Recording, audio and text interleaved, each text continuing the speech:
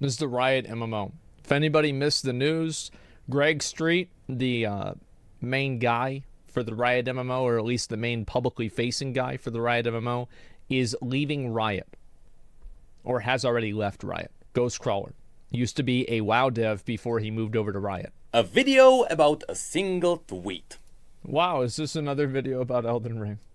Well, sometimes people get to make videos about a single image.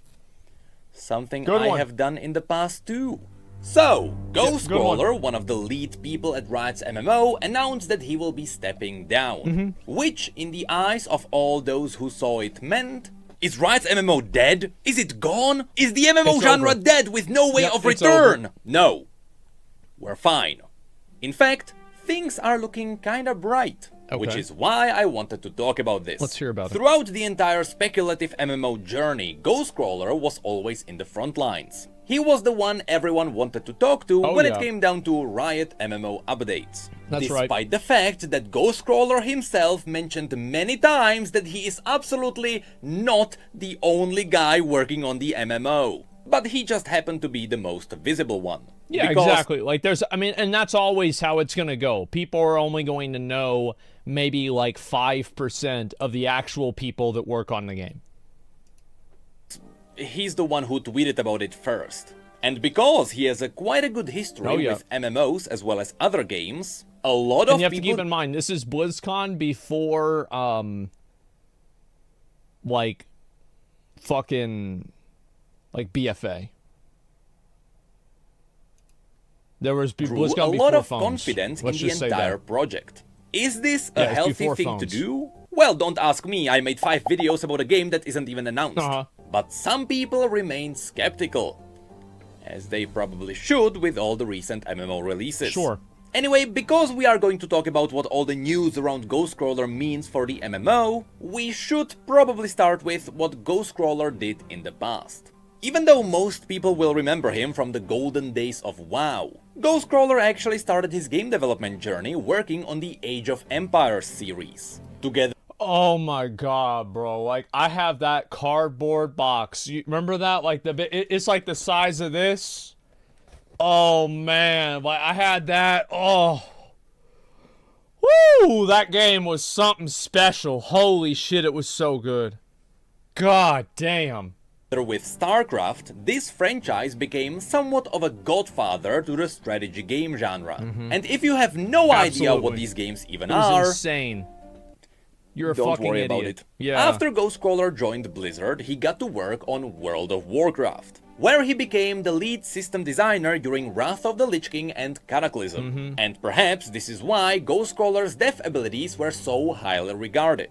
Being the lead system designer, his job was to run numbers on gear acquisition, progression systems, currencies, stuff like that. So while he didn't necessarily work... And keep in mind also, somebody asked Ghostcrawler in an I was gonna say MMA, in an AMA, like asked me anything on Reddit, what his biggest regret was, and he said LFR. Oh, to be fair, he said maybe LFR. On how the game felt when being played, or any of the aesthetics. He did build the systems that made the game function well. In other words, he helped with the core gameplay loops. The thing is, Wrath of the Lich King, and to a certain degree Cataclysm 2, were the peak of WoW's stable player base. And that's because both expansions excelled at their own expertise. That's a word people love to see. Besides the awesome setting, Wrath of the Lich King kinda became famous for its great progression. Not only was leveling an improvement over the previous expansions, but gear acquisition felt great with the upgraded badge system. Can I have an unpopular opinion? I like the TBC gearing better, because you had to do all of the raids. I didn't like how in Wrath, the previous raids didn't matter anymore. Even though some people found it confusing, but Blizzard also started adding I'm in the minority for new players without undermining the efforts of the previous veterans. And as the expansion rolled out, they started adding... That is true. It's definitely the case that it was way better then than it is now in WoW. In more transformative content. Not to mention, at the time, raiding was at its best possible shape. It was. With Ulduar and Icecrown Citadel becoming some of the most memorable raids in WoW's history. Yeah. Of course, throughout all of this, keep in mind that I'm talking about the original version from 2008. Yeah, not the modern classic version of the game taught us that, yeah, it was definitely made for the audience back then. But we'll talk about that in just a moment. After this, there was Cataclysm. While Cataclysm became the first ever WoW expansion that started losing subscriptions. To a big degree, it was because there was an MMO burnout, and the fact... I think that also it's because League of Legends came out at that time, and like Dota was getting really popular, and a lot of the people that played competitive WoW quit competitive WoW in Cataclysm to play Dota or League of Legends, because they were having much larger emerging esports scenes, and also because it's like even StarCraft 2, because that was a bigger competitive playing field. And you also had a lot of people that, like, it's kind of like at the end of Wrath of the Lich King, that was the last loose end from Warcraft 3. Effectively, after Wrath, the story was over, and now a new story begins. So, of course, you had a lot of people that had been tied to the story for, like, at that time, over 10 years. They kind of call it quits. And also, you keep in mind the hours, the years that it had been out at that time, right? Like, you're talking about 2011, whenever this came out, even though, like, Cataclysm came out in December 7th, I think, 2010. It was pretty much 2011. A lot of these people have been playing WoW for over 5 years. So, like, if you had started playing WoW in high school, right, as a senior or maybe even a junior, you could have already at this point graduated college, and you could be in a career, you could have a serious relationship at this point, and you're in a completely different place in your life. And like, I know for me and like a lot of my friends that were in my old guild, is that at that point, this was the time where a lot of us, it's like, wife's really saying that I gotta cut down the gaming. I can't be playing that much more. Yeah, I know. Back in the day, we used to do BWL. It was some good shit, but now I have to watch a soap opera with her again. So I'll see you guys later. Maybe we'll do it on the weekend. And that was it. And so that's what happened with a lot of people. Yeah, and it's like work, job, something like that, right? It all came up in one way or another. And a lot of my friends that had played WoW for the whole time stopped playing the game because of, in a lot of ways, primarily real-life reasons. So people that had grown up with the game grew up. That Wrath of the Lich King ended a storyline which a lot of Warcraft fans loved. So after it was over, people kinda lost interest in the story. And still, Cataclysm thrived in a new and interesting way. And also, Cata killed a lot of people's nostalgia by changing the world. It was a huge mistake for Blizzard to do that. And like, Cataclysm was whenever people started really missing vanilla WoW because they literally couldn't go back to it. While PvP has always been fine in WoW, with a pinch of memes on the side, many people regarded PvP in Cataclysm as the best it had ever been. So even though... Back then... most people regarded Season 7 and Season 8 of Wrath to be the pinnacle. And I think that also a lot of people felt the same way about Cataclysm. If you were to ask a lot of PvPers, at least like last time I like really was thinking about this a lot, like maybe it's changed since then, a lot of people would probably tell you late Wrath, Cataclysm. Mop? No. The entire expansion spiraled down a bit. The WoW community had a blast. It was around this time when Ghostcrawler really started being known in the WoW community. Yeah, even though the first time he started surfacing was actually during the beta of Wrath of the Lich King. Anyway, not only was he memed on for always buffing mages and always leaving paladins in the dirt, which... this is why S-Fan unironically hates him. Unfortunately, to an extent, balancing classes was also part of his job. But during Cataclysm, he became a rare spawn, and whenever Blizzard's clients didn't work, a little Ghostcrawler appeared as a substitute for Clippy. If you don't know who Clippy is... then you can't drink. Don't worry about it. Now, since Ghostcrawler was involved in both of these high points in WoW's history, his reputation only grew. Which is probably why, after he left Blizzard in 2013, he was quickly snatched up by Riot in 2014, where he has been for 9 years. This is a crazy revelation for a lot of people. Yes, Ghostcrawler has been working on League for about 4 years, from 2014 to 2018. For context, for all the League players, this was the absolute pinnacle of new champion designs, with champions such as Braum, Azir, Echo, Kindred, Jhin, or even Pyke coming out during this time frame. Throughout this time period, he was the lead game designer, after which, from 2018 to 2021, he became the head of the creative development. Oh, he did KDA? Oh, man. Like, I remember whenever that came out, it was like classic WoW era. Oh, my God. Everybody was wanting me to watch that. Remember that? Yeah. A role that is very important, which is why I am talking about all of this in the first place. The head of creative development is not a role that directly steered League's direction. I believe he mentioned it himself that he would be no longer working on League of Legends. Instead, he would make sure that the teams working on Riot's products would have the best developers in them. And as a result, he helped League grow from the background.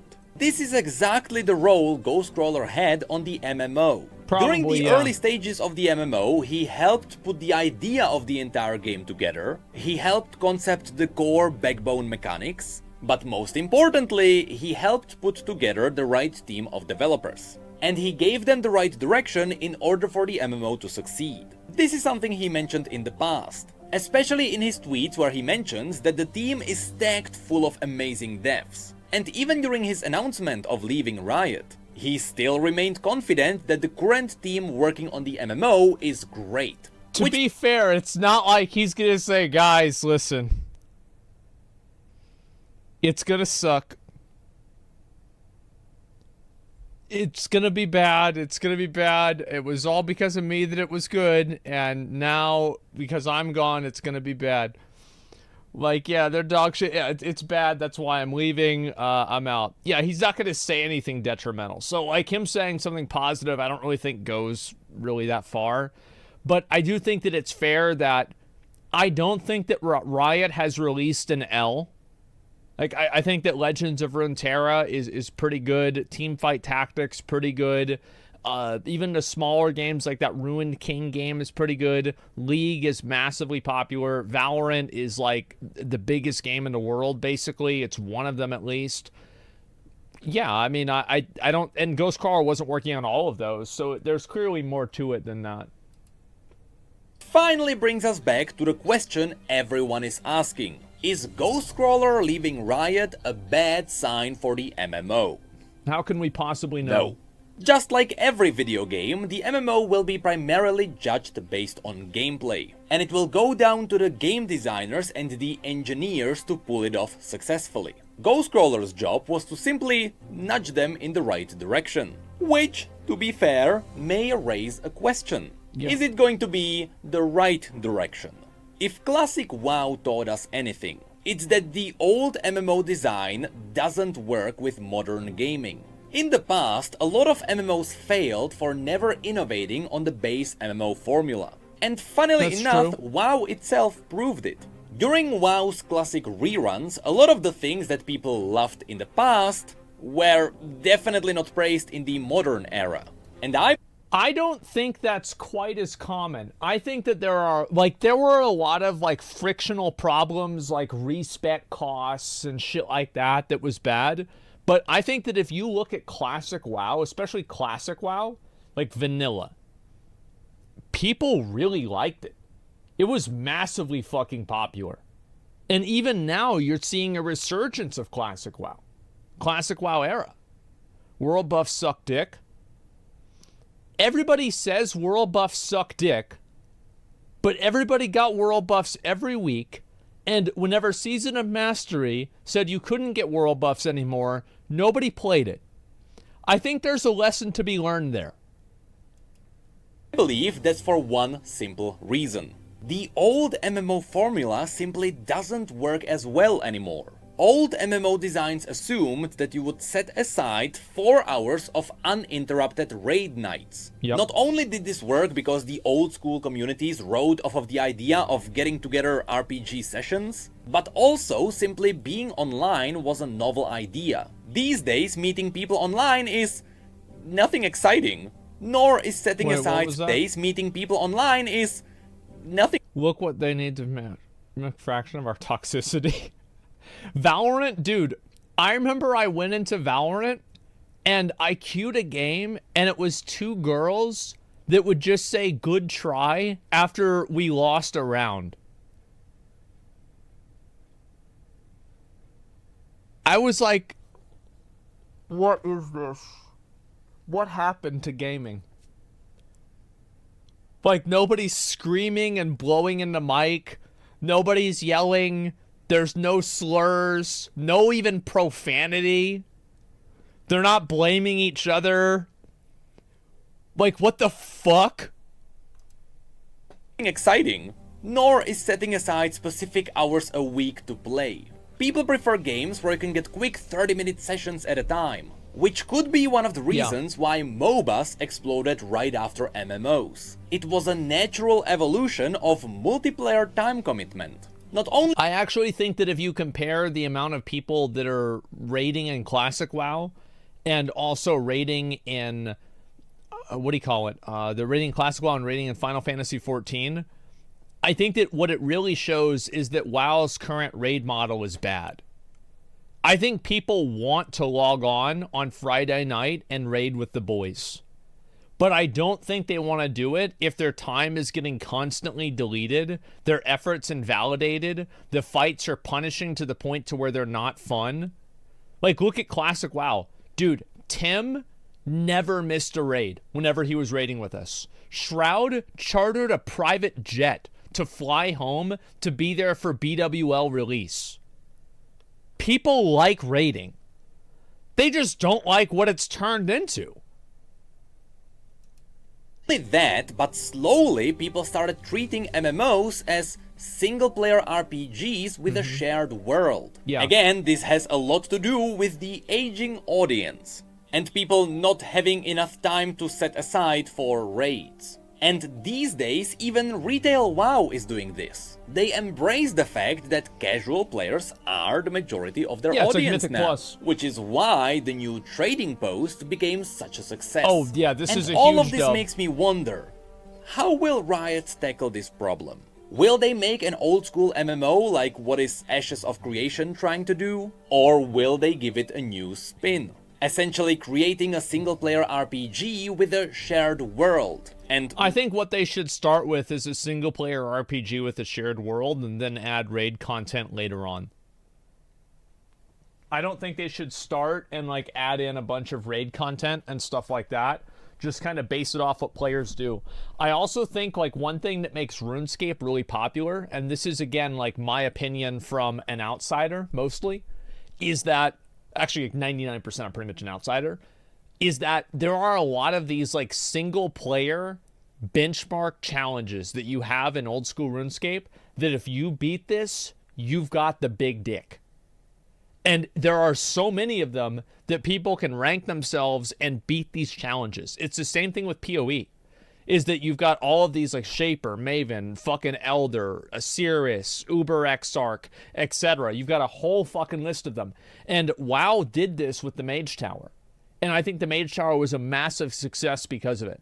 So what they should focus on is a group game where there are individual challenges and like trials that you can overcome that are conspicuous in the open world.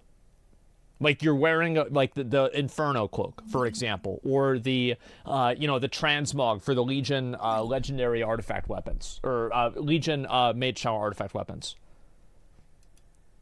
Multiplayer instances. That's something that still remains to be seen, and that's something which we don't know how much Ghostcrawler affected, especially since he was focused more on building up the entire department. Which is why Ghostcrawler stepping down to be fair, hiring the right people was probably the most important job. Not really a red flag. Now, I'm not saying that his position would be meaningless if he stayed on the team. A good leadership is often a key to a good game. Yeah. But it definitely feels like he kind of fulfilled his purpose on this project. And from what he said in his tweets, it seems like he is really satisfied with what he did.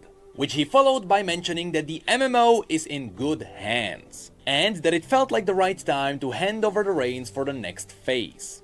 Of course, it wouldn't be me if I didn't make a mountain out of a molehill. So now I wonder, does the next phase mean that we left the concept phase? Are we heading into actual production now? Anyway, the key thing to focus on is that, as Ghostcrawler mentioned, there are some really good devs working on the MMO now. Not too many of them were confirmed. But for example, we know that the MMO's narrative side is in the hands of Anthony Reynolds, who previously wrote essential key parts of the universe, including the massive Ruination book, which talks about League's equivalent villain to Arthas Menethil, Viego, which honestly feels like a villain which Riot is saving up for the MMO. Yeah, okay, but that's something I already talked about in a previous video. In the end, all of this means one crucial thing. Unfortunately, the speculations and talks about the MMO may quiet down. Or at least, more than they already have. Because without another dev being crowned the involuntary well of knowledge, it will be harder to get updates to talk about. But if... Yeah, that's one of the unfortunate things is that, you know, like everybody knew Ghostcrawler, so, and he would also be pretty, he would just talk to people about the game sometimes. And that's like so rare, especially from a big company. So it's hard to expect to see somebody else coming in and doing the same thing. You know me, you know that has not stopped me from making videos in the past. Oh, I get that. No, and that's the thing. I'll keep making videos about this too. I think this is a pretty good video, pretty good analysis of it too. I do think that it's not really, there isn't a lot to go off of whenever you're talking about, like, you know, somebody in such a senior professional position, like leaving a company and what they say. It's kind of hard to judge off of that what they actually, you know, what do they really mean? What are they trying to say? It's hard to say what they're really meaning or what they're trying to say because, you know, a lot of this is going to be professional speak in, you know, an obvious way. So, and I don't think that's a bad thing. His father and brother just died recently. Yeah, and that's another big thing is I think that him leaving probably had nothing to do with the game. It seemed like it was probably something that had to do with his real life. Yeah, that's fucking awful, man. Yeah, big fucking surprise he left, and he's moving on to focus on his real life and, you know, have a better work-life balance. Because, like, this, and this is another, I think, reality, is that, listen, if you are, if you're working at Riot or one of these companies, you can look forward to working 60 hours, 80 hours a week. I bet this guy was working his fucking ass off. And it will only get worse leading up to the release. Like, it's so bad, they have a term for it, and they just call it crunch time. And it's the same with a lot of other software development. There's nothing specific or special about Riot. They pretty much all do this. A trip, what made it trip.